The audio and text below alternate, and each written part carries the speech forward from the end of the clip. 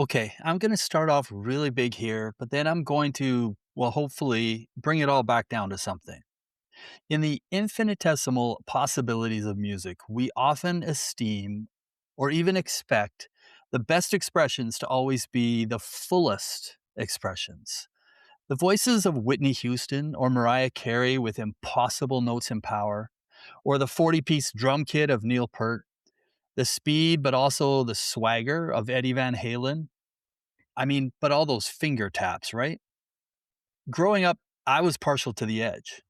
In a high school guitar class surrounded by long haired metalheads wearing black three-quarter sleeve GNR shirts, I was obsessing over the edge's inverted chord structures combined with precision delay pedals. I had no interest in playing all the shred solos or being faster than the next guy because the edge made something that made me feel something in what others called a narrow lane.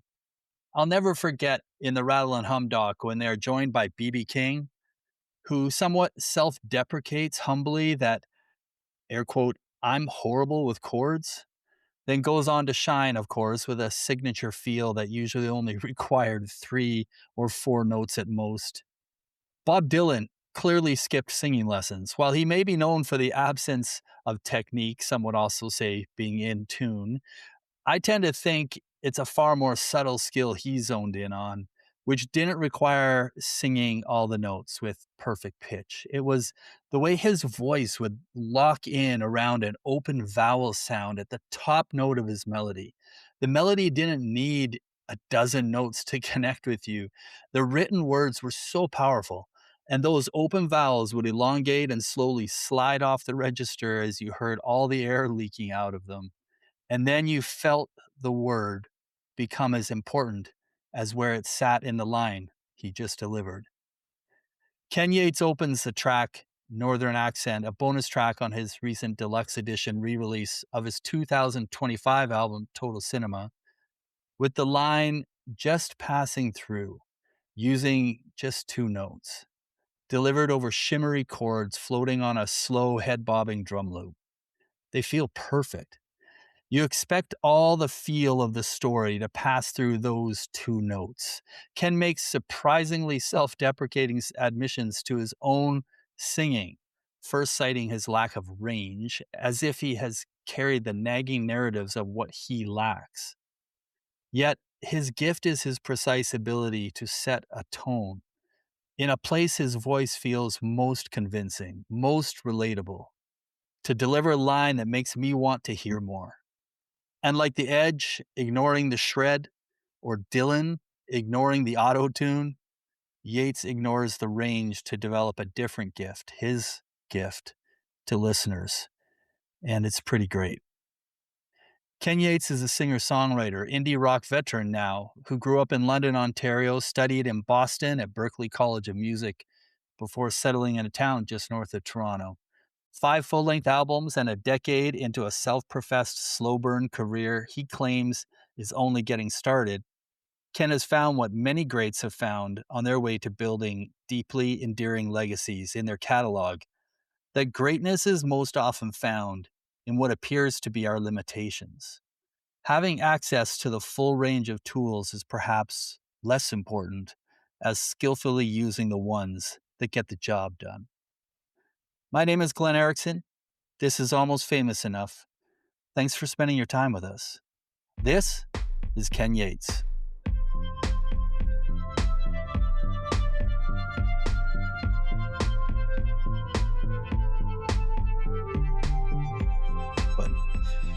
So I used it to refresh my memory a little bit from the original transcript. But thank you, Ken, for joining me again.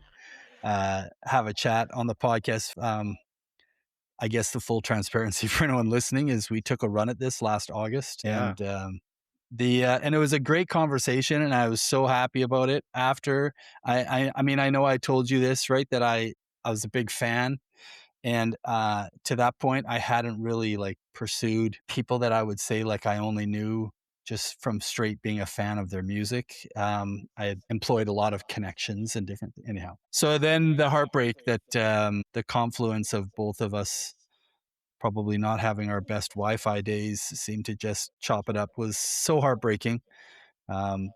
but you being here and being committed and to coming back and being so kind is it's a real big thing for me. So I thank you right Yeah, off of the bat. course. I mean, a lot's changed since the last time we talked, so I feel like we were due for another interview anyways. No, it's Yeah, all good. I there. was bummed that it didn't. I feel like my computer was about to explode on the last one, so which it's That's making it's making some sound again now, so we'll see if it makes it through, but, okay. um, that would be a Well, tragedy if it if it didn't work again. yeah, that would be a real tragedy. Just start to accept the signs from the universe. Maybe I don't know, Exactly. but Yeah, yeah. if anything, then I get to have a couple conversations with you, and then I'm pretty happy about that. Anyhow, but Absolutely, we're um, hanging out. a lot a lot has happened, Ken. The biggest one that you had your first child, which is the subject of our conversation in August, is you were expecting the child like literally any Yeah, I day think now.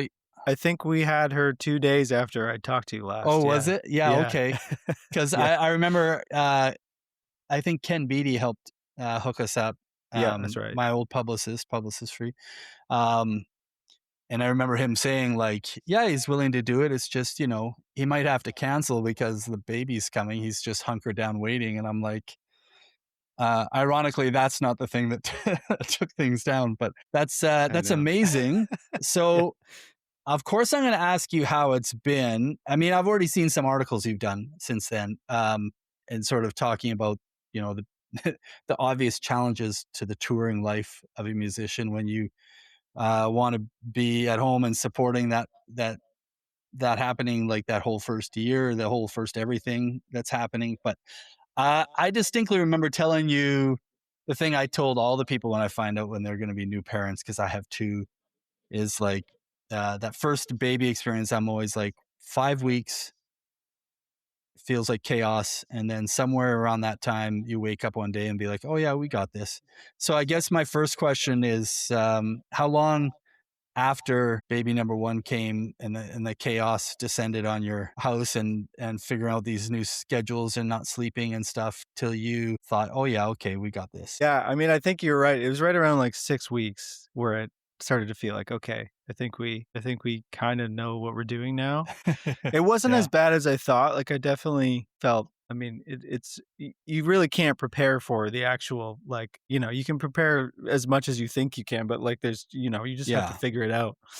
Is the Um what you thought because of what everybody kept telling you and the Yeah, well, everyone. I mean, I think I was Yeah. bracing for it to be the worst thing ever, and it wasn't, not because everyone was just Yeah. like that's all they said was just like, "You're gonna be in the trenches, it's gonna be you're Yeah. gonna be Yeah. exhausted, it's gonna be the hardest thing you've ever done in your life." So I think I just felt like I was, like, bracing for it.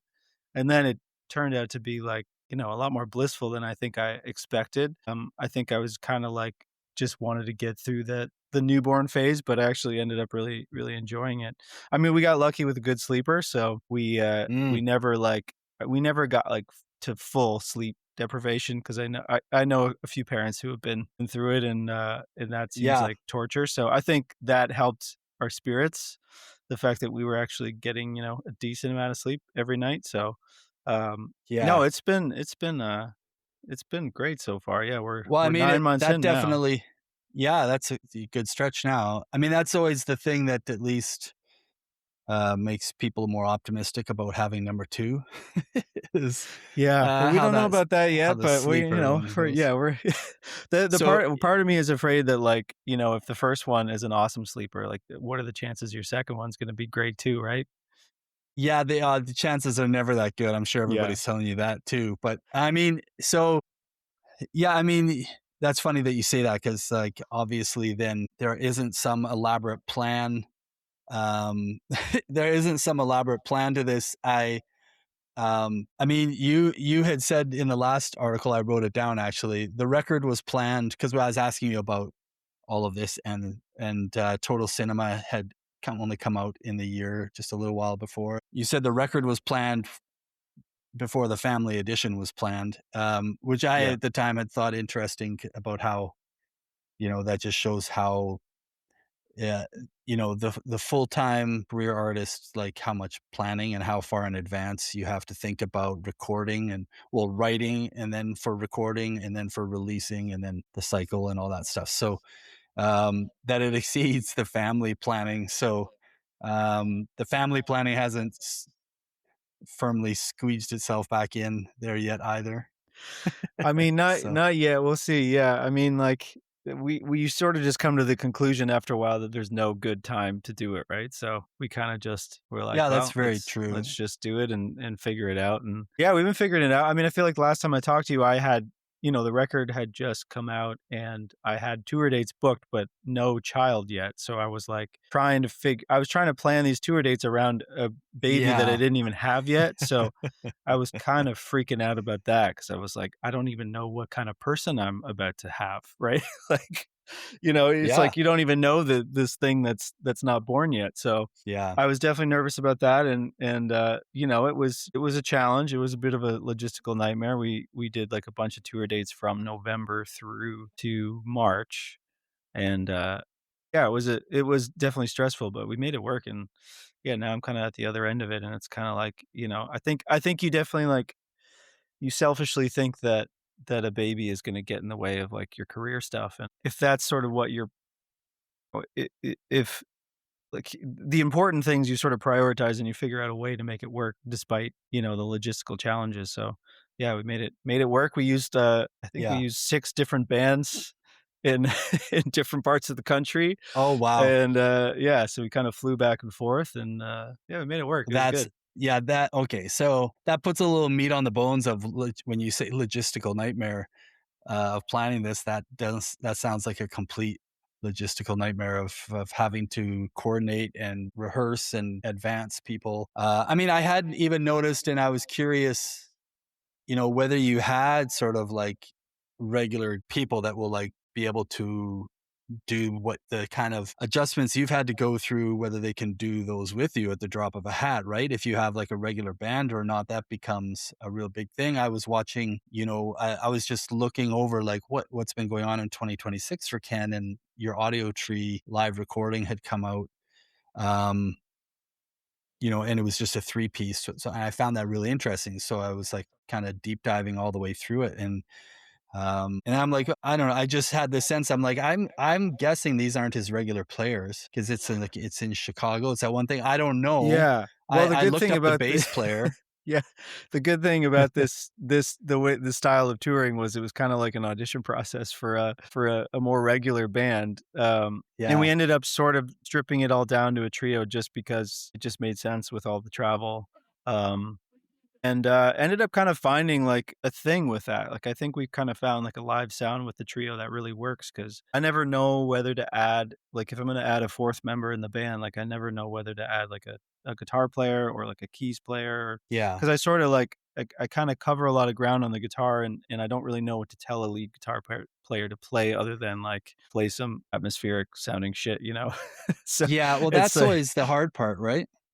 yeah, And totally. and And I was gonna mention that, like, and your guitar playing is very full, and it's not, you're not just playing like the 3 majors and the relative minor on the bar chord thing, you know what I mean, and putting a bunch of beef in your pedals to fill it up. You're literally playing, I think, a very full style, a very like just the way you write, obviously the way you construct chords and movements and melodies inside of those doesn't always leave a ton of room probably, for a traditional lead or something. It tends to just be the way we layer things in the studio, right? That you would kind of tell somebody, just play what was on the record, find something that was on the record to add on maybe at Yeah, best, but well, I think that's the tricky thing is on the record, it's mostly just me sort of like it's mostly kinda riff based, and I'm kind of covering the melody of the riff, and then it's just a bunch of layered guitars on top of that, so it's kinda yeah. hard. There's not really, like, specific parts I can tell people to play. But so I really kind of enjoyed like, figuring it out with the trio. Like, it definitely some of the songs definitely sound a little different with the trio, but there's kind of a uniqueness to it that I'm really liking, and I think I'm gonna do more of it that way. Mm, But the cool thing about touring that way was, I thought some of it might be a disaster because it was like we would do 4 shows with one band, and then I would move on to a whole new band, and we'd have to rehearse them, right before the shows. Most of the people I had done some shows with before, so I wasn't, like, going in fully blind, but still, I mean, it was like you just start feeling good with one band, and then you'd move on to the next one and start from scratch.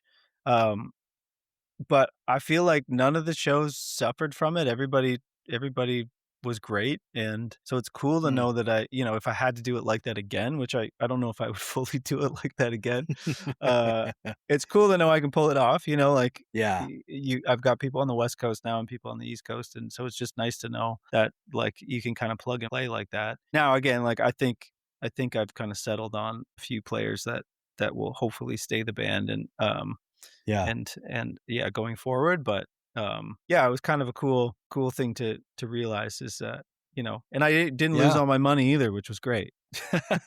That's very great. I mean, every artist kinda has their own personality, you know what I mean? I think they should develop, like, those personality tests, like Myers-Briggs or whatever for specifically for artists. I think it would be really interesting, and, Yeah. but so it makes me wonder, like, what about that process was the hardest for you to manage? Was it, like, having to work with so many different people might, either just kinda wear you down or sort of confuse or frustrate the musical explanation process, or is there what would it be for you in that process that would make it feel really personally I challenging? think the biggest thing for me was just kinda having faith that it was all gonna be okay on stage. Because if you've only Mm, got one rehearsal the day before a show, or in some cases, it was, like, the day of a show, you can never get a sense in a rehearsal no matter how much you do rehearse in a rehearsal space, like, how it's really gonna feel on stage. You just kinda have to have faith that the you know, the just like the stage will provide you with the kind of energy that it needs, yeah, and there's like sort of those variables that you can't really like recreate yeah, in rehearsal that just kind of happen. It all comes together for a live yeah. show. um The stage will provide. That would be a great mantra yeah, well, it's just like to that sort take of with like you everywhere. adrenaline or nervousness, sort of like, that live music feeling. It's like the same feeling like you feel as an audience member when, like, when you hear, like, live drums or something. It's just like Yeah. there's a difference in the way you play as a musician on stage too that you can't really recreate in rehearsal. So it's like you just kind of have to have faith that it's all going to work even if it doesn't feel well rehearsed. But I kind of Yeah. realized that I think a cool thing about especially the new songs on the record, it's like you kind of can plug and play with them, because it's kind of just like, if I can just find a good drummer who's really locked in, and, like, he doesn't even have to know the song, but if he could just, like, play the beat the whole way through and know where to start and know where to end, I feel Yeah, like yeah. most of my songs can If he's survive on played f that. yeah, if he's played 4 or 5 of your songs, he'll know when to, Exactly, do yeah, the stops and starts probably, and exactly. So yeah. there was kind of this, like, I thought, again, like, different bands, I thought I would really sort of have a um Favorite for band? favorite band for all of these shows, and, but they all kind of seamlessly blended together, which was really Oh, interesting that's to me. great. So, yeah, it Do was you, interesting. uh do you Do you have this? I've encountered this with a number of musicians in my life who have the superstition that, like,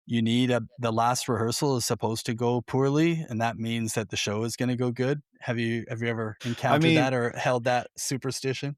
I think for me, it's usually just like the one rehearsal you have is gonna go poorly, and you just have to have faith that the Yeah, show's gonna be good. Yeah, yeah, because yeah, so far it's like we pretty much get one quick one in, and then, yeah, we'll figure out the kinks during sound check, and, yeah. just hope it all goes well, So but so last time we talked, you were talking more like you were probably just gonna go on a run of acoustic shows, and you were trying that out, and I don't know if you were specifically referring to this sort of stretch that you just talked about, or whether that was just more future tense in general, and I'm wondering if that did that change, or did something change? I know that was part of a conversation too about just the economics, kinda going yeah. forward as well. Well, I think last time I talked to you, I was just kinda trying to transition from doing solo shows to doing full band on, like, for the full tour. In the past, it's sort of been a mix of both, like some full band in bigger markets, and solo shows in others. So I was really committed to doing full band for everything. And then, like I said, now that I feel like I figured it out with the trio, um, now I don't ever wanna play solo again. Yeah, yeah, I It's, totally get that. it's way more fun with a band, and for Yeah, me, I mean, sometimes I just feel like I can't fully serve the songs when I'm playing solo, and so it's nice to just bring that energy, yeah, with the band, and it's hard to go back now. yeah, yeah, I totally bet. When you played solo, did you play acoustic or did you still play through your electric No, rig? I've been playing solo electric for since, 2022, I think. Okay. Yeah, I kinda I just transitioned. can't imagine you doing it acoustic, like, your sound seems so Yeah, it doesn't work, locked in honestly. around that. Yeah, it's tricky to, I mean, that's kinda why I switched to electric in the first place, 'cause I was starting to write in all these open tunings, um, in these, like, low baritone tunings, and playing, like, a plugged-in acoustic guitar in those tunings was just horrible Mm, sounding, yeah, um, so I knew I had to switch it up, and then I was playing, like, a Telecaster with really light strings in that tuning, and that wasn't working either. So it was Jim Bryson who I was making, Cerulean with, yep, um, and I've made 3 records with Jim, and he's kinda the one who got me hooked onto, because he's got a Jaguar and a Jazzmaster, that he's got those flat wound strings on, and so that low baritone tuning worked really well on his guitars, which are on I'm playing his guitars on that record. I was kinda like, "Well, I need to kinda if I'm gonna do this live, I wanna recreate the sound that's yeah, on that record." So Jim was a huge part in, like, getting me, 'cause I had just played solo acoustic for, like, 10 years before that. So, I hadn't even, like, accumulated the gear in terms of, yeah, like, a pedal board and all that shit. Like, yeah. I didn't really know where to start, so Jim kinda got me hooked up with So, all I that, mean, so this sort of all, I think, folds into your story, right? Which is, you know, I could pick into a whole bunch of those because 'cause they're of interest to me, as a guitar player, as a fan of Jim Bryson. Um, the whole process of how you write and record and let those choices with your instrument do that, but also that, your history well, first of all, your history was, like, late bloomer to songwriting, so it's not, surprised that you might have also been a late bloomer to, like, figuring out some gear stuff and sort of creating your own sound that way, that you went to Berklee, and that's kind of where you got started with music, but wasn't sort of the typical, yeah, I was playing in bands when I was 15, sort of little Canadian story. It was a very different story of heading to Berkeley, and working on that music degree. So these kind of all fold in together to me about, things sort of starting a little bit late, the way that you sort of have come to sort of discover your own sound, which to me now has become very, very signature, even like, yeah, the Jaguar. I think on the audio tree you were playing a Jaguar. Do you have a green Jaguar? Is that what you or yeah, the Green Jaguar, was that's that the kinda Jag okay, that's the main guitar that I've been playing, yeah. yeah. Um So take me back a little just and, for everybody listening, refresh memory a little on you getting started, even the choice to go to Berkeley, you weren't necessarily songwriting or anything, but, with your instrument. For I don't can't remember if I had asked you, but I just was like that immediately hits me with like, were your parents 100% on board with that move compared to, a move of going to a university or college that puts you on a Yeah. perceived more stable career path Yeah, I mean, than a music degree? I think they were almost too on board. I think they thought, like, I'm gonna be a star, so they were like, "Go for it," That's great. which in hindsight was I think they didn't know what they were signing up for, which is, I'm like, what, 15 years in now, more than 15 years in. Just feel like I'm getting Yeah. started now, but yeah, I mean, I think it was honestly just being completely naive, and, I didn't write songs when I was in high school. I didn't even really have any bands. I just kind of, like, played guitar in the basement and, thought I was hot shit, and, 'cause What was, I had no comparison to anybody. I didn't have a band or any, like, my yeah, friends weren't yeah. musicians, so I was just sorta, like, sitting in the basement, and, so it is funny just to think, like, I think I just had the idea to audition, and my parents were like, "Okay." Uh And what does the audition for Berklee look like? Because I know a lot of people who are great guitar players. They're all probably self-taught, maybe had a couple lessons when they were 12 or 13, but then and they become fantastic musicians, and I bet most of them would be scared to death of thinking about doing providing an audition for an actual music college. What does that look like? Yeah, I mean, so you actually have to go down there to audition in Boston, and, I think I wanted to showcase, like, how what like, all the stuff I could do, so I did, like, half an electric guitar performance and half an acoustic, and I think the electric guitar was, like, some sort of rock medley of, like, classic rock solos, which was probably wouldn't have gotten me in hindsight, and I think what did get me in was, I did a do you remember do you know Don Ross, instrumental acoustic guitar player? No, I don't. He's from Ontario, but I mean, he used to come and do performances at my high school.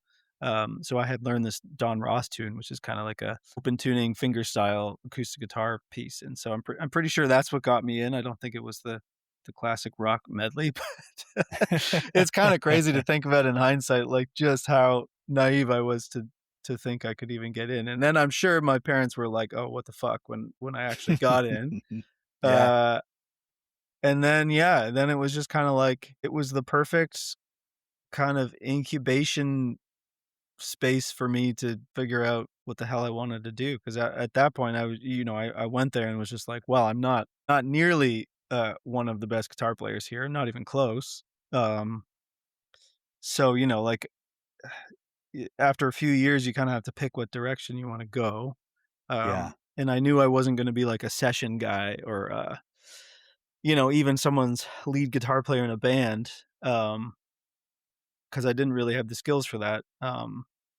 So I think it was just, yeah, my 3rd year, that's when you kinda pick a major.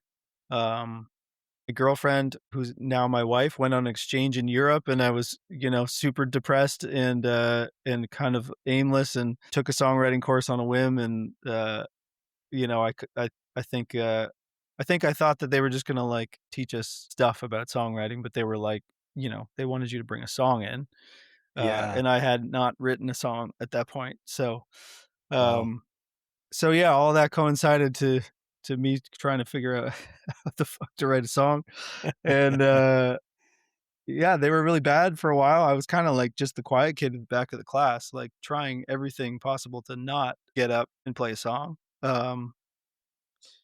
And I think, for a few months, I didn't. Nobody even heard from me in the class. I kinda just quietly sat back there, and then, I kept writing. The songs kinda started getting better, and then I started to kinda play them for people a little more and started getting actual good feedback and realized, like, maybe I'm not terrible at this thing. Um, and then, yeah, then I kinda just found my people, like, kinda found the songwriting kids, and, some of those people I'm Yeah. still close with today, and, so I think that's just where I found my first music community. Like, I didn't find it until I was 20.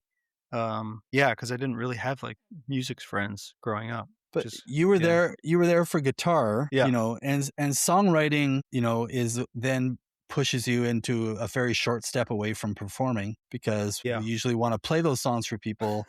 But what I have never heard you really talk about then is, your voice and, were you yeah, immediately confident in your voice and how much a songwriter ends up realizing because I've seen a lot of songwriters who were guitar players and you can tell they would still prefer to hide behind their guitar playing. You know what I mean? That they never yeah. let the voice take center stage. And was that Well, easy I transition? still feel like that. I still feel like I'm just hiding behind a guitar. I don't really consider myself a singer still.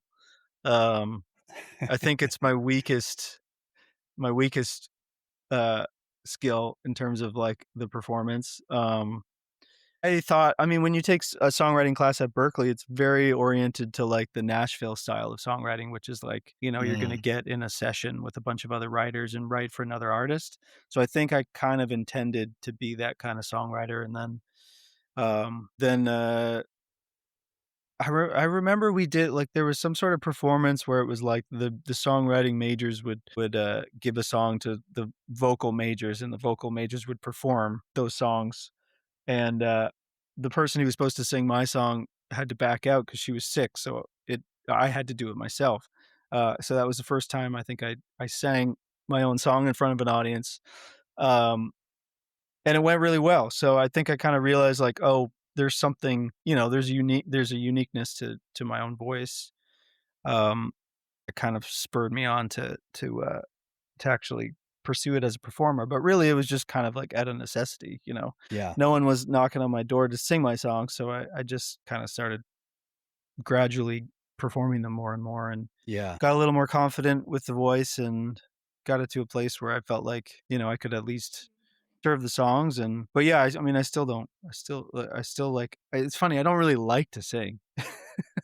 Like I don't sing around the house. I don't really sing in the car. Like it's not. I don't really enjoy the. I don't think I enjoy the feeling of it, which is funny. Like it's not the way that I express myself. I think it's just Yeah, I get that the totally. vessel for the words.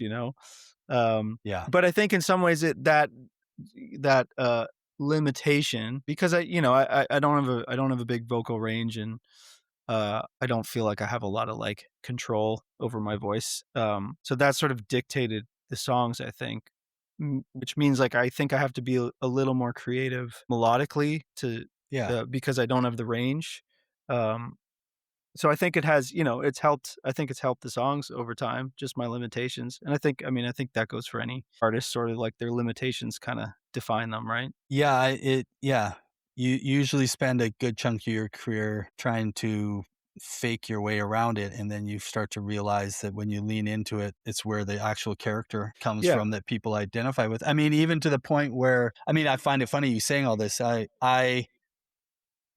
think w what the appeal to me is, like, it's very sort of clean tone that you have in the range that you do have, so I never even as a listener, I would never think of it as limited unless I was, somebody who just sat there and preferred to judge, like, American Idol contestants that way or something. I again, to refer back to, I was watching that Audio Tree performance, and I think the thing that one of the things that stood out to me is that live performance created way more variety in your tone because in the studio you're cleaning a lot of things up and it comes off as very well produced, very clean all the way through, and yet I can hear far more artifacts in your voice, just in a Yeah. live performance like that, and it's actually very endearing and very appealing, and you can hear a lot of that kind of stuff. Yeah, um I was super sick for that performance. So it there's was always like that. there was that perfect blend of like it was just after it would have been like a disaster for me to sing, and just before like the illness had totally left my voice. So it was kind of that sweet spot of like, the Well, there's sexy a sick couple. voice. Yeah, there's the sexy, sweet, sick voice, and then there's it also gives sometimes, male voices I find gives a little more mid, a little more Yeah, yeah. a low Totally. mid to your Yeah. voice when you're been sick, which is pretty Yeah. cool. Also, um, so I mean, interestingly along with this is like you've already got 5 albums out that you've put out. I know we talked about, in the first couple of records you were again the acoustic sort of based version of your songwriting or winning folk awards and out in Ontario. This almost like being pigeonholed into that you were a thing. Again, that I remember you talking about, you didn't really feel like that was you either, and it seemed like the move to work with Jim Bryson was something that really was a catalyst to sort of breaking out of that. Um, Getting to you closer to where you are now, like we had talked about previously, the impact that Jim had on your songwriting and then in the recording and just sort of establishing your own sound. We didn't really talk about whether he helped you or worked on your voice part of it. I probably geeked out on guitar talk, but I was, of course, interested in your choice then with all that success to still make a change for Total Cinema and work with Daniel Ledwell out in Nova Scotia and that experience in his really unique recording studio. You've released a couple of new tracks this year, not too long ago. Yep. Um, I'm presumptuous to think that they're leading to a new album or new music. Maybe not. Maybe you're embracing the singles era of of Spotify and such, but they sound very in step with Total Cinema. And Yeah. I guess my curiosity is like the influence of others on helping you continue to define your own sound. I'm wondering where you're at with that right now as Yeah, you well, obviously look towards the new stuff. those new songs were all recorded during the Total Cinema session, so they were kind of songs that we Yeah. left that Dan and I had worked on for the record, um, last year or 2 years ago, that I wasn't sure if I eventually wanted to release, but then, it's you come around to them and everybody loves a deluxe version, so, uh yeah, so those were kinda left over from the record. So, I'm still getting back into the writing for the next thing. Um, but yeah, I mean, like, Jim and I made 3 records together, and we talked after that, and he told me, like, no one's ever made 3 records with him, and I wanted to do a 4th again, but it just kind of felt like I owed it to myself to just push the boundaries, not push the boundaries really, 'cause, you know, uh, Dan is a buddy of Jim's as well, and Dan mixed some stuff on, Cerulean and on Quiet Talkers, so it wasn't like this super sideways, move working with Yeah. Dan, but it just felt like I should try something different. Yeah, Jim was certainly, like, huge in that development of, like, at a certain point, I did kind of make a conscious choice to change things up. That was kinda during COVID, and I just was, like, I felt like I had done, like, 10 years worth of touring and performing and putting out records, and just kind of felt like it didn't really amount to much. I was making a living doing it because I was doing, like, DIY shows, I was doing house concerts, and, when you're just playing solo with an acoustic guitar, like, the barrier to entry is pretty low, like, you can you And can you make get a some bigger money. cut. You Yeah. get a bigger cut, Yeah. you can get Yeah. 25 people in a living room, and you can make 500, $700, and for a while, you feel like you're crushing it, right? Like, you're like, "I'm out here on the road, I'm making money, Yeah. playing my own music, I'm carrying my little briefcase of merch around, and you're a traveling salesman, and you feel good Like when you're the the vintage the suit vintage suitcase that you briefcase, make sure yeah, you get so it looks cool exactly, on the so it table? looks cool, Awesome. exactly, Awesome. and, I just got, like, burnt out from that because you realize, like, you're not really Mhm. building an audience, you're kinda just you're playing for music lovers, but they're not your music lovers, like, they're not showing up to the bar gig next Yeah. year, like, they're just there to enjoy the night, and not necessarily translating to an audience, so I really felt like I had just spent years feeling like I was working, but not really building anything, and I think the folkiness in the records I was making at the time, again, like, it was sort of what was available to me. It's like going out with my acoustic guitar and my Honda Civic was the only Yeah. way that I could make a living doing music, so I think that just translated to those kind of folkier records. Um, so, yeah, I mean, once I kinda had that time during COVID to really, like, try to pivot, and I had that experience with Jim, um, after 2 records with him, going into Cerulean, I think I had, like, a much clearer kind of vision of how I wanted things to sound, which was sort of a mix of both his and I's taste, um, and then I think we really found something with Cerulean that was unique to me as an artist, and, uh, and I've had kind of more of a sense of clarity since that record. Um, like, I never every record I went into before Cerulean, I would have no idea what I would want a band to play, or I couldn't hear the arrangements or anything. I was sort of, like, at Mm. the mercy of a producer to come up with those ideas, and so Cerulean was the first record where I was like, "Okay, I think I have a vision of how I want these songs to sound," and that kind of evolved into Total Cinema, where I was kinda, like, felt like I could hit the ground running, where I was like, "I think I found this sound that I like with Cerulean, and I have this new batch of songs which are a little bit more up-tempo and a little bit on the, like, they're more bops, Like, Cerulean was a pretty dark record, but I had these kind of happier songs Yeah. with that were, that had a little more tempo to them, and so Dan, I think has more of an ear towards, like, the kind of, like, more radio friendly kind of side, and I thought it would serve those songs well, and yeah, but I do feel like that was kind of an evolution on Cerulean for sure. Just kinda, like, taking what worked with Cerulean and, Yeah. pushing it a little further, pushing the tempo, pushing the sounds a little bit. I got more confident as a guitar player too. Jim played a lot of guitars on, a lot of lead stuff on the 3 records we did, and, Total Cinema was the first time I actually kinda layered my own guitars on Mm, top of the original part. Like, I would always come in with a riff or a part, but that was kinda all I played on the records. yeah. But Total Cinema was like I got to kinda dig in a little more into my own guitar playing and Yeah. mess around a bit more. Yeah, I think that's really interesting to hear, like, your perspective being able to point out, an evolution, which, but therefore includes a lot of differences and changes and growth and stuff.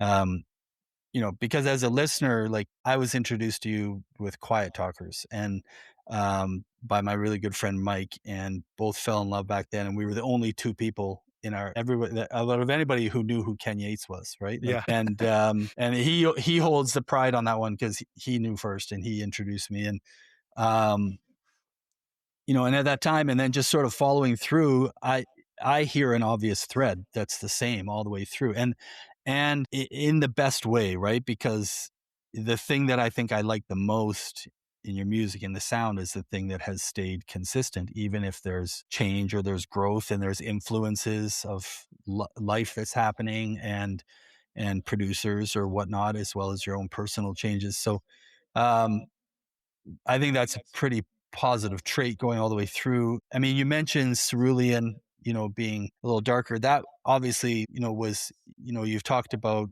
openly before a real difficult time of how, processing your mother's passing. And through that whole time, you've talked about how you were able to kind of disassociate through that time and sort of process through the music. And then it getting a little more difficult when you wrote the song Perennials for the Total Cinema record Yeah. about her, and then that becoming very personal and difficult, more difficult to disassociate from, especially performing live.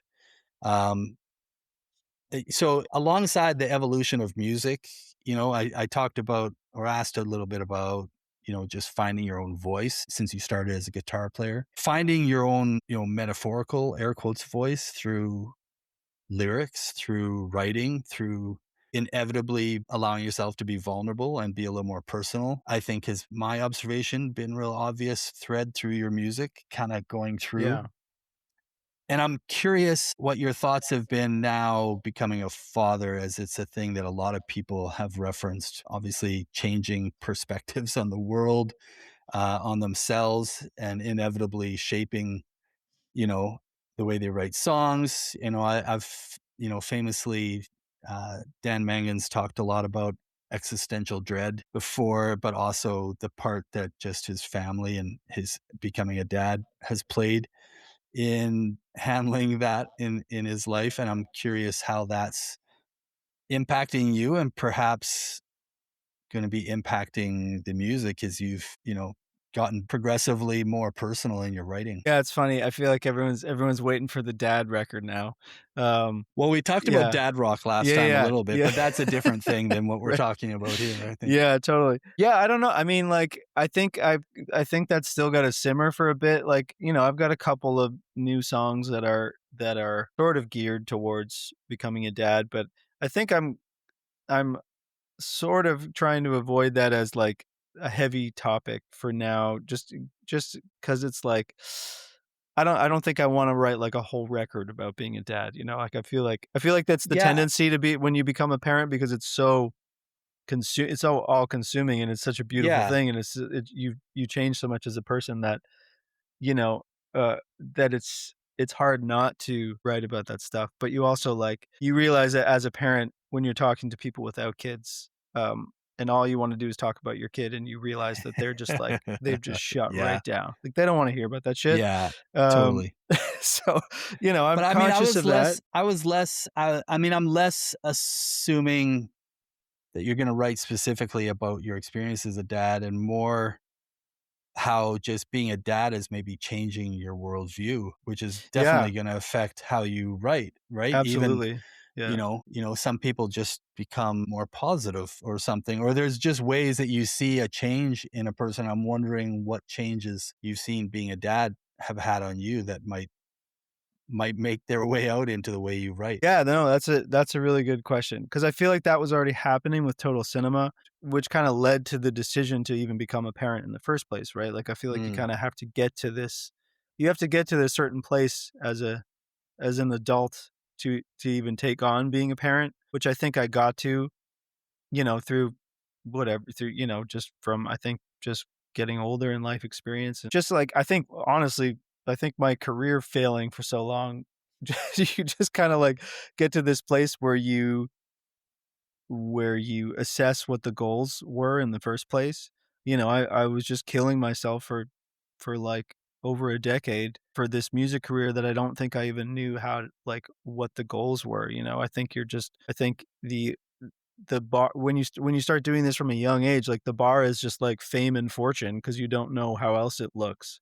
Um, yeah, so exactly. when it's not going well for so long, um, you kinda have to redefine your goals, but also, like, nurture the rest of your life because, like, you don't wanna be the asshole who's just, like, fully career focused that, isn't kind of nurturing the rest of his relationships. So, I kinda I kinda zeroed in on that, which is just like, what do I actually want out of this, career? And if somebody told me today that nothing would change in my career from this day onwards, would I stop playing music and making records? And the answer was no. So that kind of like set me Mm, free a little bit in terms of like, oh, I've already accomplished the goal, which is like I'm already doing this for a job.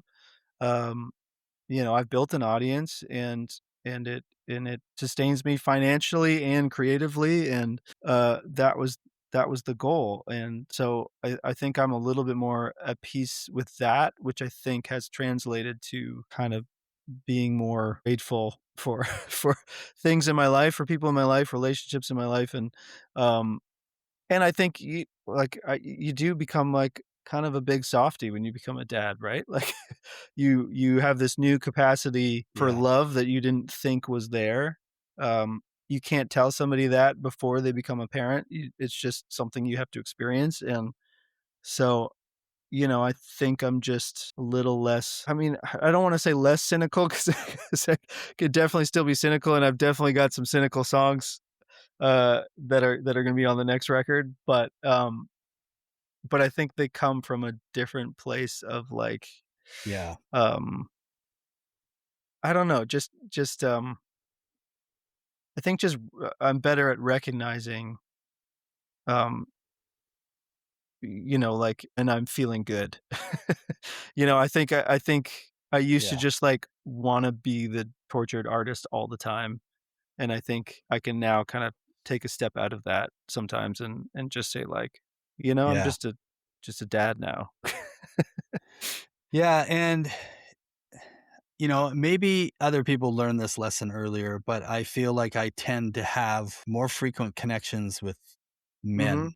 closer to my age who have like lived a little around this very topic, which is there's a point when you realize like what you think is your identity isn't like locked in for your whole life. Yeah. Like your identity is allowed to change. And some people don't know how to do that. No, they don't know how to let that change. I think sometimes fatherhood or parenthood uh, is, a way of shaking you literally out of it because, it's just a very visceral experience of change from, maybe less for some people than others, depending on their situation. But um, I tried explaining sad dad music to somebody not too long ago and realized that I tend to feel like I'm very articulate and somehow that topic I just wasn't able to get out what I wanted to express. That there's this like they're like, why is it sad dad? Like why should they be sad? Like why are dads sad? And I was doing a terrible job of trying to explain this concept of it's no longer, as you said, it's no longer cynicism, it's no longer existential dread, and And I was trying to explain this concept, and again, I've got kids who are, like, on the moving out of home Oh, phase, so I'm like, "You fall deeply in love with these kids, and every other relationship you have, even as close as you might be with your spouse, even other family members, doesn't have the same kind of ultimate connection, like, that nothing will ever change between what you have with your child, right?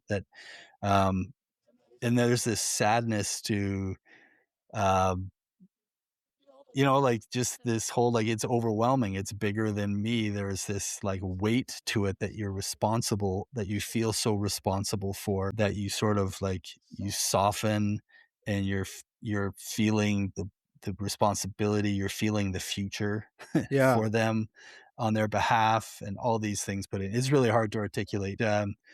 It feels like I've been a fan of the National and the war on drugs for forever. Feels like maybe maybe they're the ones influencing me to feel like this so much. I Yeah, I don't mean, know, I'm right there but with you. Yeah, those are my but but bands. but maybe that's where the Ken Yates records will start to fall in with those guys soon, and maybe.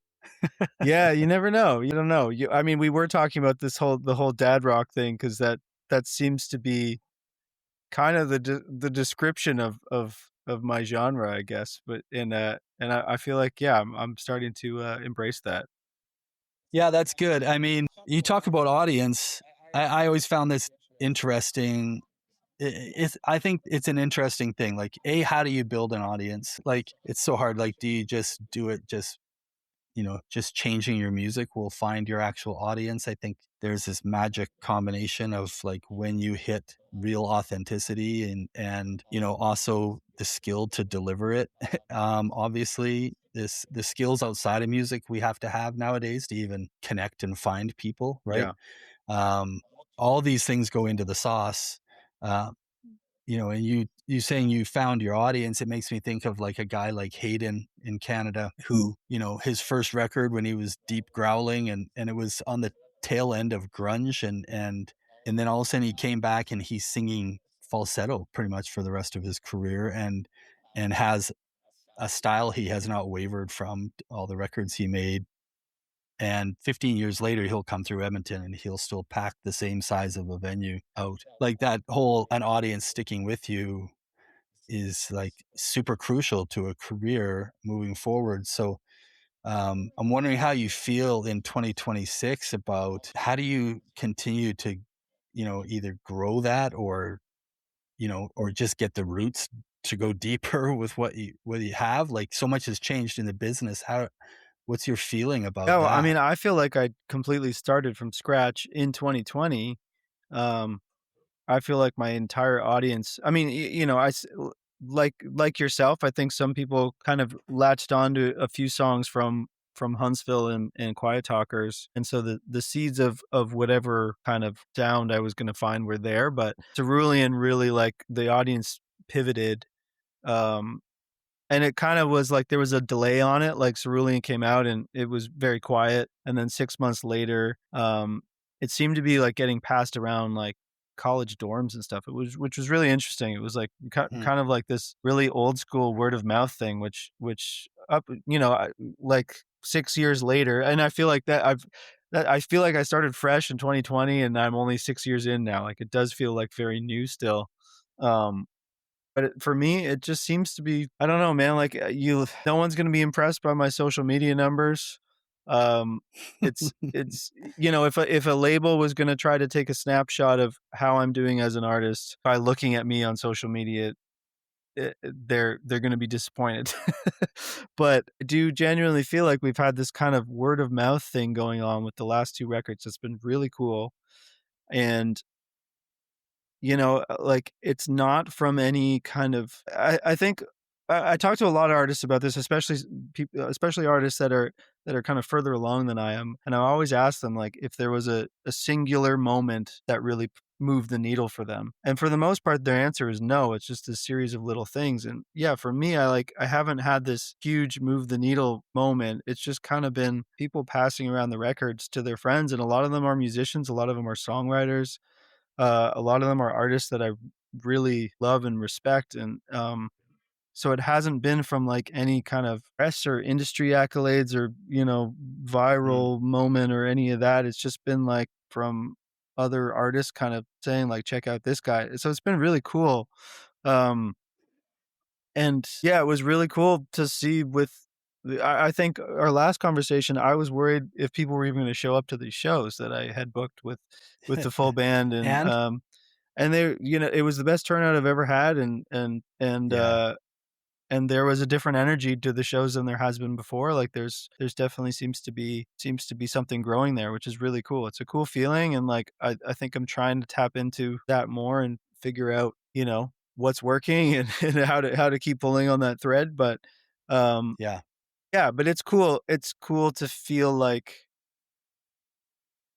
it's cool to feel like, people are passing it around and that Yeah, they I mean, if you got pulled outside of this, you know what I mean? And these conversations were happening, I'm pretty sure, right? You would be like, "Yeah, I'll choose that path for growing a career because it feels so real. It feels authentic. It's, nothing was sort of manufactured right, right. along the way, right? Yeah, I mean, It's something you probably can own."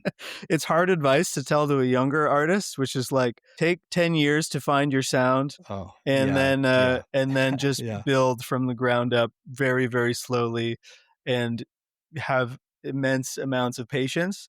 Um, but Well, it's hard be now to tell somebody Yeah, with the way the world yeah, is. exactly. But, like, back when, for me, like, 20 years ago, like, that was it. That was the only story, Right. especially in Canada. The only Yeah, story was go get your friends together, get a van, borrow a car, and just start going. Just start driving. That was like, this is the only way. yeah. Paying your dues was the only Yeah, way. absolutely. Yeah. But, I mean, being in that place now, is so nice because I do get to just Mm, enjoy every little bit of the accomplishments along the way, whereas, like, I yeah. definitely wouldn't have appreciated that at 22, and, so it is nice to be 30, 37, and still feel like things are growing and moving, Yeah. and, so it's a cool place to be, but, yeah, I think Well, I mean, I I told you at the start, I'm a really big fan. I'm gonna try to do this and see if this works. I don't know how this even works on this podcast, but just so you know, if they wanna look at anything about social media and stuff, they can. I'm gonna see if I can share this with you. Can you see that? yes. Or is Yeah. it too small? Oh, there you That's go, my nice. Spotify Wrapped, buddy. Hell yeah. You were my top Amazing. you were my top album. That's awesome. 489 minutes. Amazing. 489 minutes. Hell Yeah. yeah. So, um but I thought that was just kind of funny. So the other cool thing, just so you know, I just had on a guest who I love, and Mario Buckley, and then right while we're interviewing is when you drop. Um, it was the accompaniment to one of the singles Mhm. as you released it, the duet version of Sidewinder, Yeah. which was pretty awesome. How did that come about? How did you get connected there? And Mariel and I think we've only met in person once, really briefly, at my show in October in Toronto. We've been, like, just messaging each other, I think, like, since, like, 2020. I think we've Wow. just been mutual fans of each other, and it is funny, like, I feel like we're, like, tight, but we pretty much never hung out.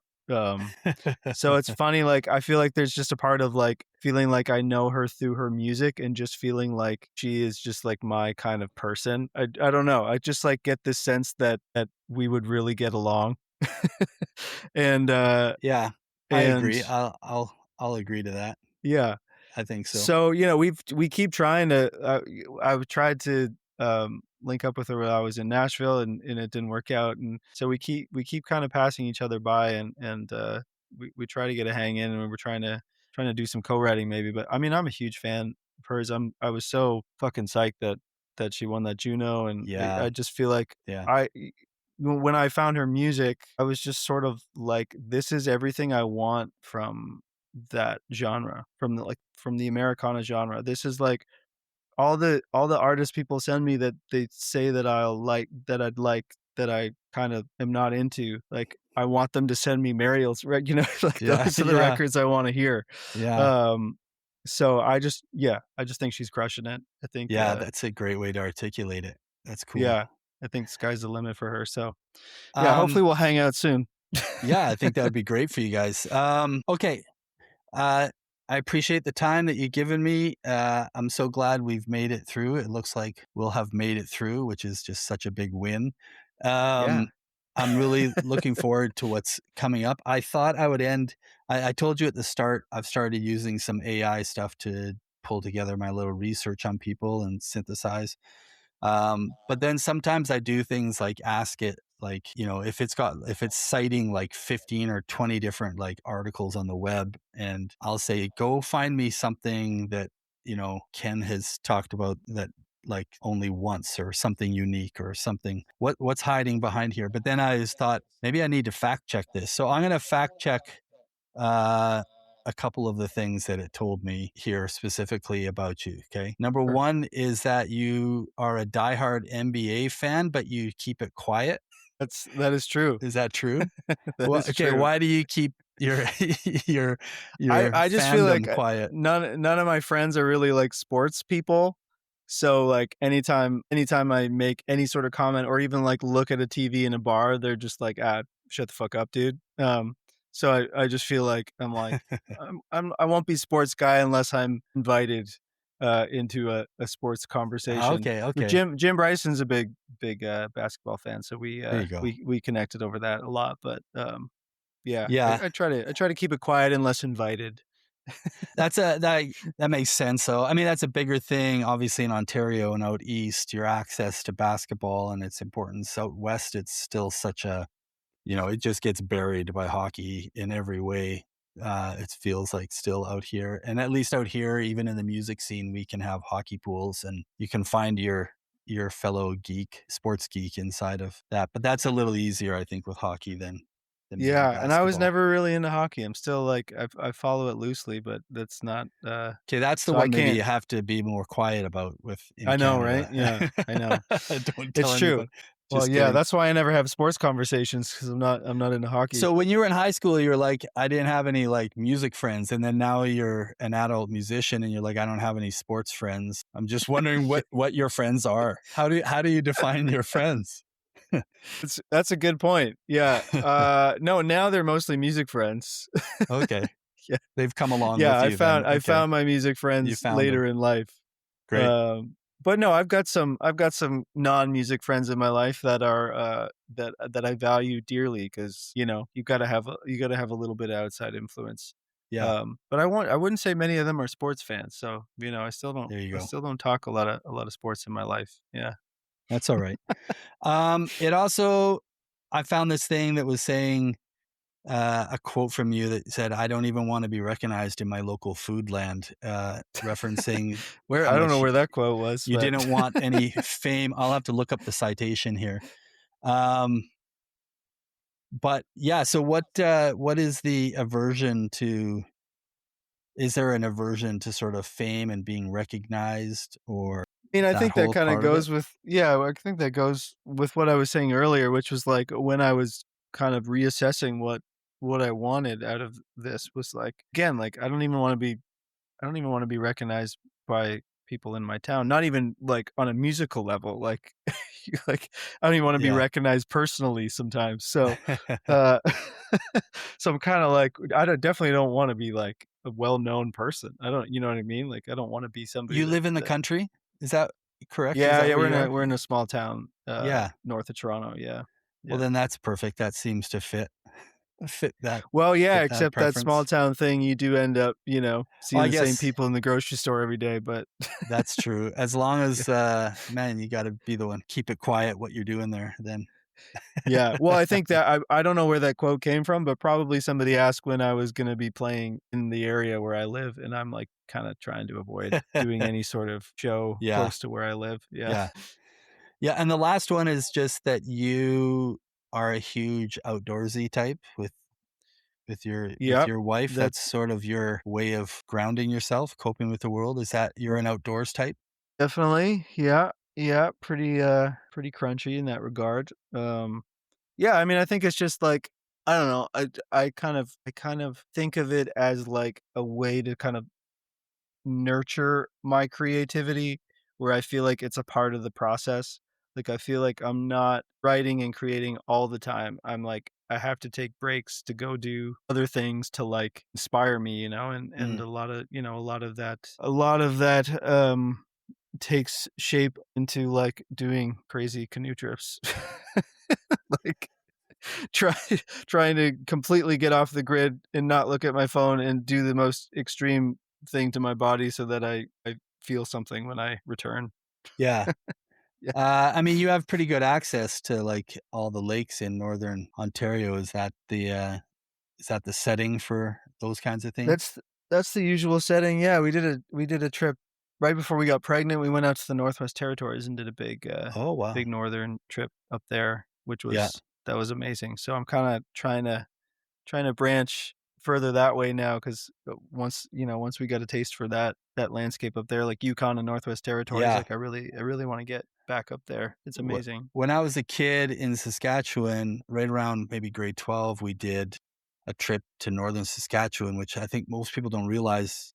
Saskatchewan being known as the prairies, the top half technically is complete, like, wilderness in a lot of ways, and Right. the Churchill River runs through it, and then there's all these lakes, and we did a canoe trip where we were portaging lakes and then camping, and then on the last day, dumped out on the Churchill and went back to whatever our meeting point was. It was epic. It was crazy, just basically floating your whole camp with you and then putting it on your back and walking across to the next one. And Yeah. um, yeah, so if you're looking for a new adventure land, there might be I've some heard, some yeah. great fun in northern Saskatchewan for you. I've heard northern Saskatchewan is yeah, it's pretty rugged, so we'll have to Yeah. we'll have to check that out at some point once the baby is ready to, Yeah, once go you on big indoctrinate the trips. the kid into the rugged lifestyle with you. That's what has to Exactly. happen.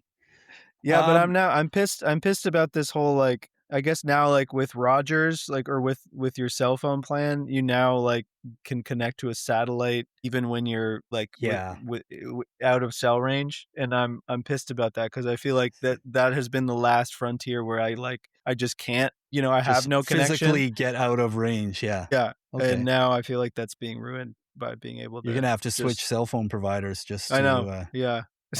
It's true. find out who's lagging behind and Yeah. make a change. So I mean, we talked about at the start, 2026, we finished some runs of shows, which has looked a bit differently. I'm sure with the young one, you released the deluxe edition of Total Cinema and some new songs in there as well. You have some performances coming up. I think that I had read one from, like, I think of note. I just realized that some of them are all over. Like, you have something booked in England, and you have something booked in Nashville, and you have something booked in Alaska. Is that true? Yeah, we just finished all Or you those, just yeah, did so I that was I one? was You in the just did the one, UK yeah, in February and just got back from Alaska, last week, yeah.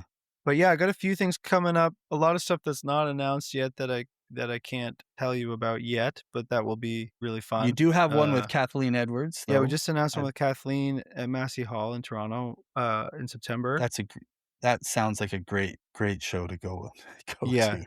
that's gonna be fun. That's gonna be really fun. And we're Are you we're gonna announcing get one in gymmed? Ottawa tomorrow. I feel like I can say that because this won't be aired, but, Oh, cool. yeah, so we're doing Ottawa as well the day after. Yeah. Um, yeah, I mean, Jim does a lot of work with Kathleen. Maybe he'll come out and he'll play Yeah, I the don't solo know. guitar I don't parts I for he you at hasn't Massey. been, oh, man, I mean, I would love that. Yeah, I don't think he's been in the band on this tour, but you never know, especially for playing in Yeah, who Ottawa. knows? Yeah, hopefully he's around. Yeah. Yeah.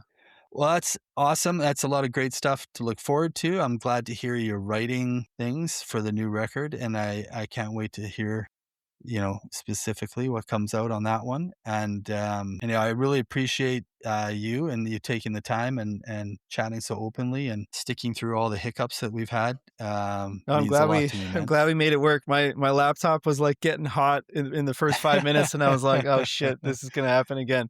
It seems like we made But it. we did make it. Yeah, I really appreciate you. Thank you for doing this, Ken. I wish you all the best, and I hope to actually see you out on the road, in person sometime, as soon as it's Yeah, possible. I'm gonna try to get out west as soon as I can, so, yeah, hopefully, Okay, we'll see you out there.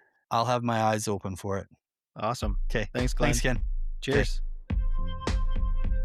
Hey, I'm Alexi. Stick around for post fame with me and my dad. You can't see me though, I'm in camo. Well, that doesn't make a difference in our. Well, kind of actually does. Yeah. Good evening. Hello. Good evening, and welcome to. Episode? Oh, you're supposed to say Oh, post fame with post fame Alexi. with Alexi. We're never gonna get this. I'm just excited. We're never gonna get it. No. Episode 45. Yeah, I think this is one of the very few times we're recording after hanging out already. You know what I mean? Okay, Because usually I don't see you, and then we pop into recording. Well, then that's gonna make everybody feel like this is like the only way we have a No, it's not relationship. Even everyone. We hang out as friends all the time. Yeah, Ken Yates. Ken Yates. This is. Am what- I wrong that? Okay, first of all, you guys discussed that this was take 2. a little bit, yeah. Yeah. Was his episode not the one where we had to record it twice ourselves on the couch? What do you mean? Like we did a post fame for it? We did a post fame No, for we it. didn't. We didn't? No, because I realized I couldn't No, you're right. put the episode together. So, and I went back and looked. It was actually supposed to be episode 22. Oof. Yeah, Wow. like a long time ago. Yeah. And him and I both had enough internet issues on the same day that when I went back, there were just in the source file, there were just chunks missing. You know what I mean? Just like drop signal that like chunks would be missing from the conversation. And patch it up. I couldn't patch it up to save my life. And so I was so disheartened. And the reason I sort of touched on it in there is like, I'm like a fan of Ken's. I thought from the very beginning, I would love to be able to Have him on. and talk to Ken. He was one of those guys that I sort of for a long time felt like only me and Mike Angus knew who he was. Like he's the only person who had ever brought him up. Like, yeah. And not saying that Ken doesn't obviously have a lot of fans and a great career, but in my world, like anyhow, everybody has that, right? Yeah. To a degree, like the people you think are kind of like, oh, I'm cool for knowing them. They're kind of mine. Yeah, totally. Anyhow, so and then he just felt, and you maybe I don't know. It's sort of I think it came through a little bit in this episode, which is like I'm older, but still sort of like closer to relatable in like where he is in life and be able to talk about it and feel just kind of like two dudes that could probably hang out, which is always my goal. But yeah, I liked that, and I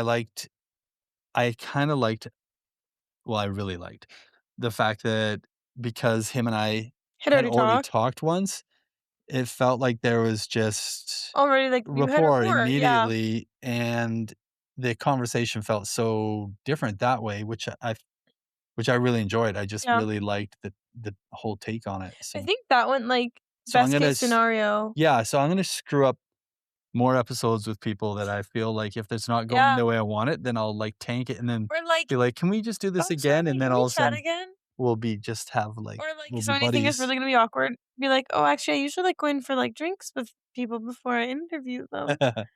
That would blow up in my face That for would sure. totally blow up in your But I'm face. thankful for Ken. And to be completely honest, like I had obviously like told Ken I'd love to try to reschedule. Like this was last August. Yeah. And it was like maybe February, March when he actually reached back out. And so I deeply appreciate that. Mhm.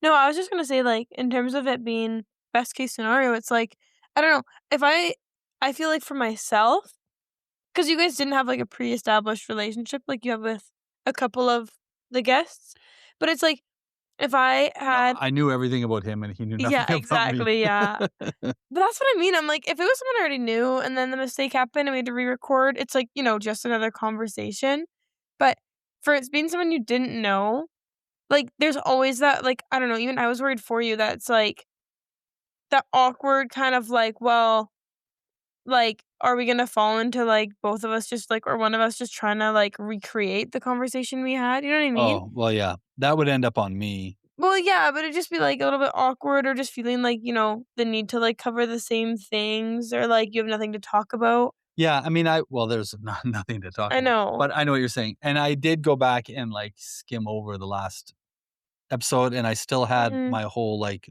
notes page, Right. and what was interesting was that one of the very first things he said, "Well, a lot has happened since then," Mm. which kinda just set the tone for, like, we'll just start mostly Like, just what's new? Yeah, and there were lots of things him and I went over in the last one, like, in his timeline, and I didn't like, I skipped over his sort of, like, timeline of how he Right. kinda grew up and got into it, like, we, like, went really light on that, so, um, yeah, so lots of that kinda stuff. I think it's kinda nice though too, because I think there's been so many times that you've, like, had episodes where you're like, at the end, you're like, "Oh, I wish we didn't talk about, this Yeah, we whole got a section," little or too deep in the yeah, weeds. and so you Yeah, kinda already had, like, a practice run with him, it's true.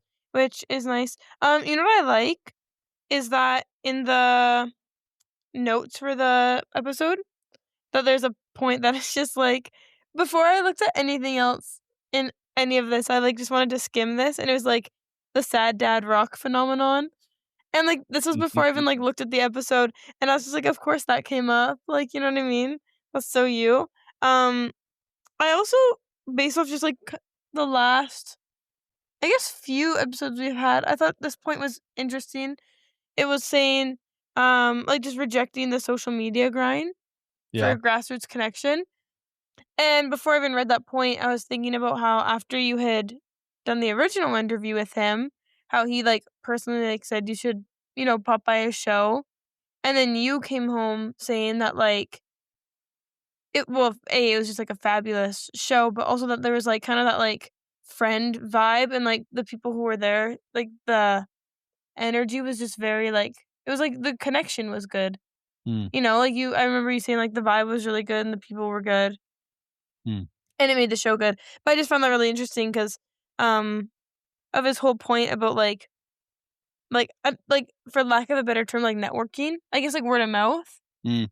And, like, all of that, and it's just really interesting to me because it's, like, the thing I hate, like, the most about, like, big concerts nowadays, like, at Rogers we've talked about that we try to avoid, is, like, there's just 0, like, connection, you know?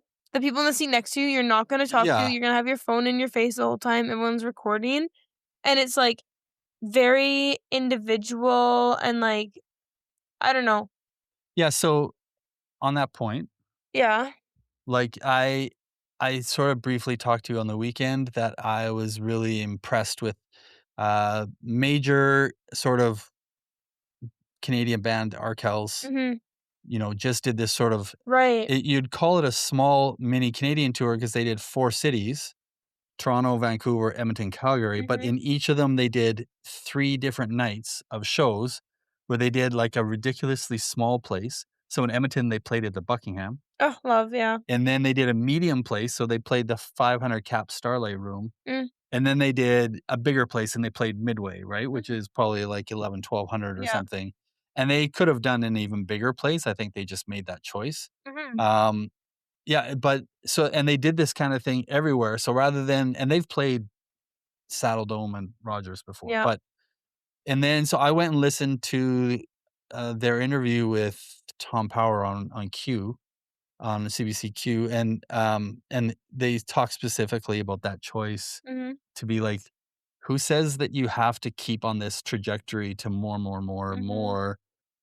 Instead, they were like, "We wanna get back to connecting with people," and so to yeah, I just thought it was brilliant. I thought it yeah, was brilliant, especially at this time mhm, in the world right now to instead of using their clout to have bigger and Tom Power even joked with them, like, he had heard other artists refer to stadium shows as, like, musical theater, yeah, and yeah, and Max from Arkells had said, "Yeah, in a smaller show," he goes, like, in a big like, you can't do anything off the cuff, you can't sort of, like, do things to, like, work a crowd because no, it's all you're preset on track, yeah, you're on lighting cues, you're yep, on all this kinda stuff, so yeah, and yeah, so absolutely, like, to that point, for sure, is, like, this ability to still do things and play in a place where you can connect with people is mhm, pretty cool.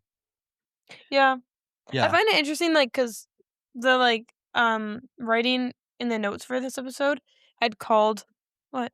Nothing. Do you want it? Had called that um old school, like in quotations. Yeah.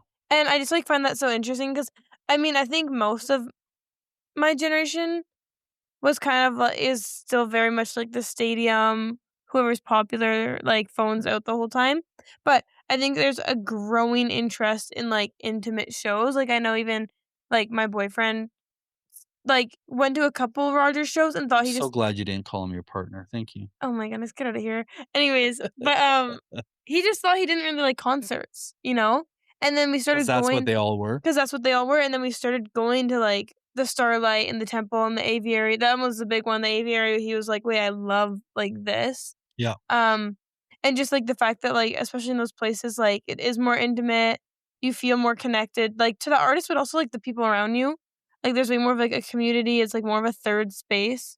Yeah. Um, and I just, like, find that so interesting because it's, like, it calls it old school, but it's, like, everyone I know in my generation who's experienced that now gravitates towards that and, like, prefers it. Mm. And so I'm like, "Yeah, it's old school, but, like, I feel like it's gonna become new school." Like, you know what I mean? Yeah, Like, it's gonna come back around.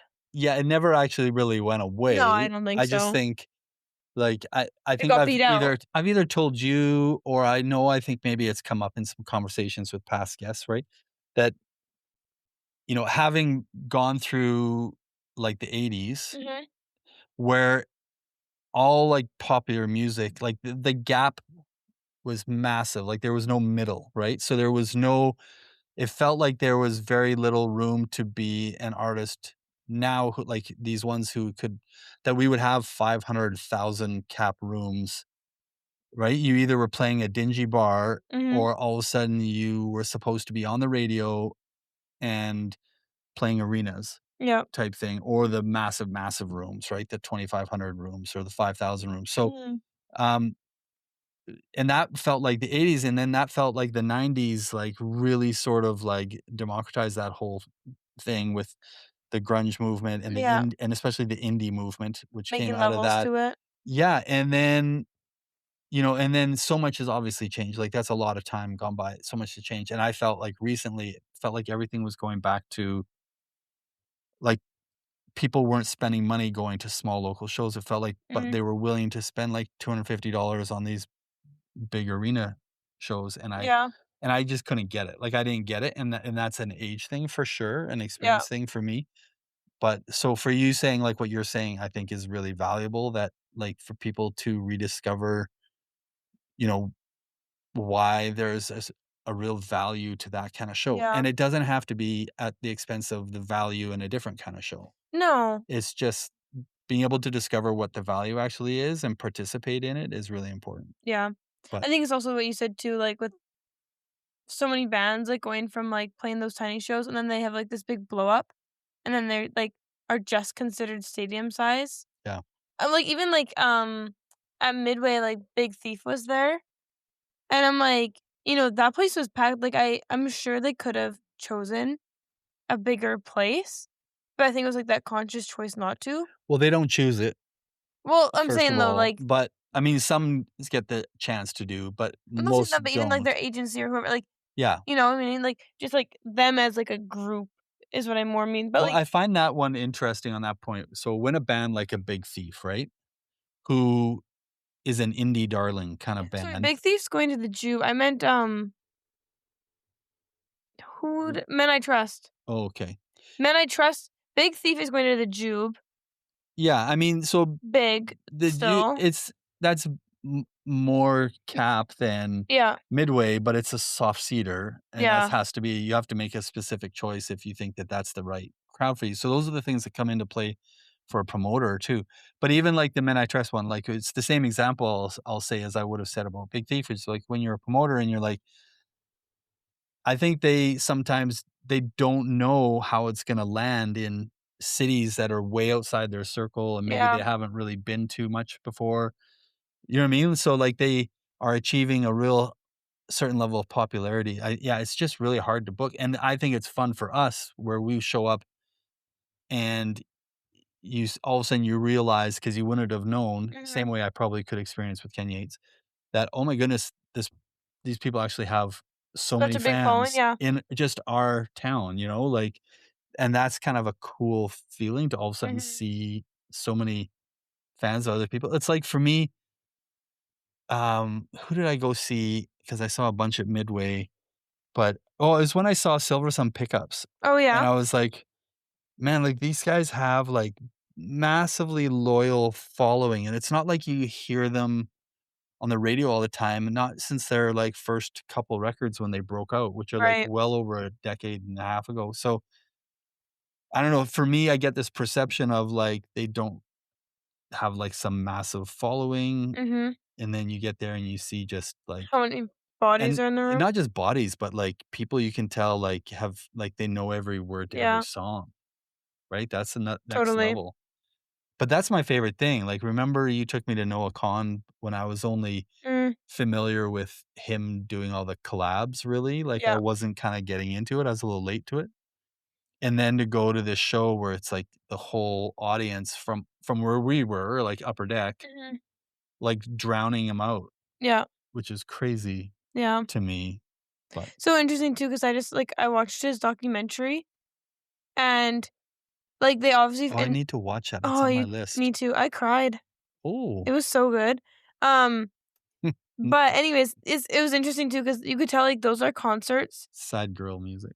Yeah, sad girl music, but everyone knew every lyric, Yeah, and it's so interesting too, because they have a few shots in there, um, of, like, the audience, and it's, like, every single person mouthing every single word, and it's, like, not a one-off, and I'm like, I love, like see, that actually is one of my, like, rare occurrences where I was, like, happy it was in Rogers, because yeah. the vibe that was curated because of that was really good, but it doesn't justify, like No, I mean, you would get that swell in a 5,000 room, in mhm. a 1,000 room. It's just you put them into a It was, arena like, and him and his fans, yeah. you get even a bigger swell because it's super authentic for sure. Yeah, same with, like, I mean, like, also scale of the artist, but, like, Zach Bryan, like, he played Rogers and every seat was filled and every person knew Yeah. every lyric, and, like, those are the rare cases where I'm like, yeah, like, then the vibe is fine, like, that makes up for it a little bit, but I still just hate Roger. Yeah, I I know. hate the big But what I really liked for Ken was him saying, and this was, I guess, relatable to what we were talking at the very start, is that one of the tie-overs of a lot has happened, and we had a previous conversation, and there were a few points where it felt like we were kinda touching base on that previous conversation. One right. of them was that he had talked about, yeah, maybe in the new year, I'm just gonna go out solo with I'm gonna have learned just because, you know, the overhead costs of touring with a band and all that stuff was expensive, and maybe Yeah, he needs to just learn to start playing some solo shows, and a lot of artists are facing that, um, and so we touched base, and he, when he talked about he ended up figuring out a trio arrangement, but then he cute. had to, like Yeah. rehearse, like 5 different bands in different regions or something, Oh, and yep. that was challenging, but it was also inspiring to him, but he really landed on the fact that he loved the trio because it's, smaller, it's obviously in a quote unquote lighter weight to travel with and to Mhm. do, and even play, create more space for each other in the sound, but yeah, just that he loved it, and then he said, "Actually, I was worried about how those shows would do in some of these areas," and yet he said they were all amazing and did really well, so, That's so good. yeah, so I think that's pretty cool, I'm happy for him. Yeah. Yeah. Sad dad music too. Sad dad music, sad dad rock? Well, yeah, but we like, it's dad rock and sad dads and Right. sad dad rock, but, I mean, he had sort of brought up, like, some of the bands he likes, he was getting comparisons to that wear that label, Mhm. and I think one of the I think we basically got to discuss, like, I have a different perspective on why it's actually sad dad music, right? Right. Which is, like, because I don't even know why some people label it sad dad music or something, but to me, it's like this version of that sweet, softened up man. Like, you know what I mean? So it's like an absence of toxic masculinity. Now it is like a later stage, softened up. Like when you man see like a because he's dad have a had daughter and then it yeah, really softens them up. exactly, Yeah. exactly, that's what I mean. Same It's like, vibe. to me, that's where, like, why is it sad dad? Because, like, They're those intimate. because Like it they're just seems like it seems like they're sad, right? Because 'Cause they're just sort of softened, they bear kind of a lot of the weight and more like emotion responsibility on the of sleeve. life, but they do it in a very sobering way, Mhm. right? Like, um, and they kind of like they're looking for a place to put all that emotion Yeah. that they're carrying, and these bands bring it out of them, and it becomes sad dad music, Yeah. if that makes sense. So I think that's kinda cool, and I think Ken makes some of my favorite version of that.